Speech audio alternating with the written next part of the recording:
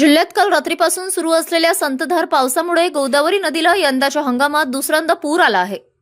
गंगापूर धरणातून सुमारे 3,000 क्युसेक तर दारणा धरणातून 15,000 क्युसेक वेगाने पाण्याचा विसर्ग सुरू असल्याने गोदावरीच्या पाणी पातळीत झपाट्याने वाढ झाली आहे। पुरामुळे रामकुंड परिसरातील अनेक मंदिरे पुन्हा पाण्याखाली गेली असून दुतोंड्या मारुतीच्या मूर्तीपर्यंत छाती एवढे पाणी पोहोचले आहे। नदीकाठच्या सखल भागात सतर्कतेचा इशारा देत प्रशासनाने नागरिकांना सुरक्षित ठिकाणी राहण्याचे आवाहन केले आहे। दरम्यान नांदूर मधमेश्वर धरणातून 25,921 क्युसेक वेगाने जायकवाडी धरणाकडे पाण्याचा विसर्ग सुरू आहे।